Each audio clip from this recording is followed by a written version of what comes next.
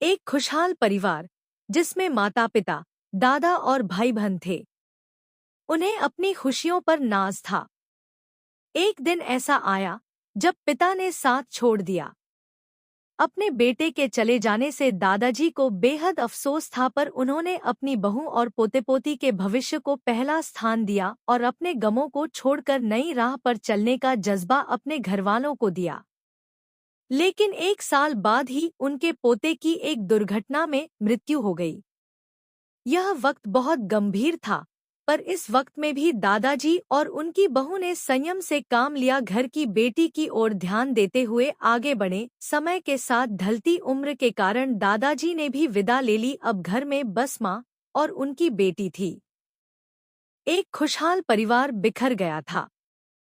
अब बेटी बड़ी हो रही है, जिसके जीवन के अहम फैसले उसके सामने हैं, पर मन में उदासी और बेचैनी है।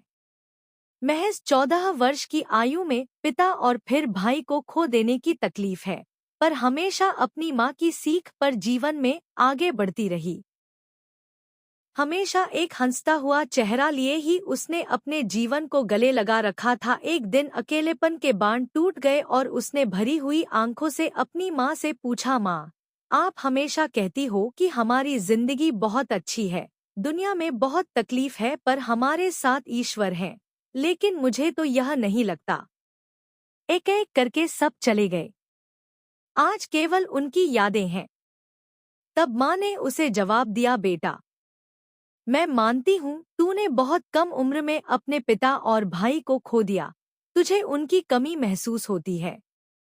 लेकिन बेटा, तेरे पिता ने इस तरह की व्यवस्था की थी कि हमें कभी किसी के आगे हाथ नहीं फैलाना पड़ा, न हमारे सर से छत हटी और न कभी तेरी परवरिश में कोई कमी आई। तेरे और मेरे नसीब में उन सब से दूर जाना तय था, पर ईश्वर में विश्वास रखते हुए हमने हमेशा उसका आदर करके जिंदगी को गले लगाया।